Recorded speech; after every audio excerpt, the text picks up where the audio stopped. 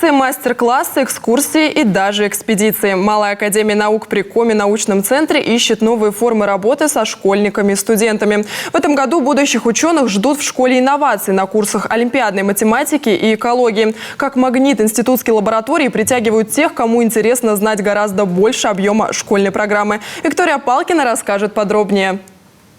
Рассказать о химических процессах увлекательно и познавательно. В роли учителей выступают научные сотрудники Института физиологии Коми-научного центра. Далеко не у всех, кто приходит на такие экскурсии, большая любовь с таблицей Менделеева. Вопросы возникают у каждого. Почему для экспериментов подходят только растения, которые произрастают именно в республике? Или почему так сложно создать нужные условия для удачного опыта?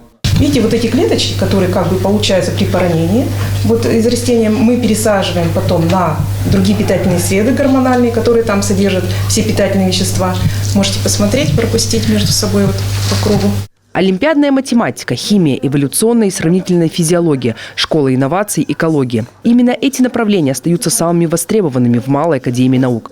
Есть и такие школьники, которые готовы писать свои первые серьезные проекты. Обычно именно они потом возвращаются в эти лаборатории уже в качестве младших научных сотрудников или лаборантов.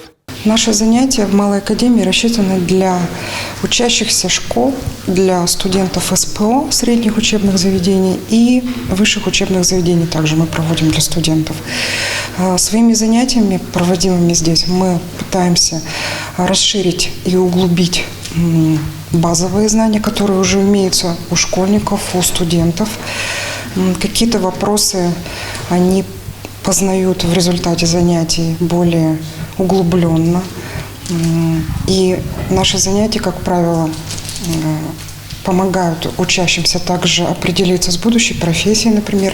Не только помощь в выборе будущей профессии, но и расширение базовых знаний, развитие навыков научно-исследовательской деятельности. А главное – знакомство с потенциалом нашей региональной науки, которая всегда ждет смелую и перспективную молодежь.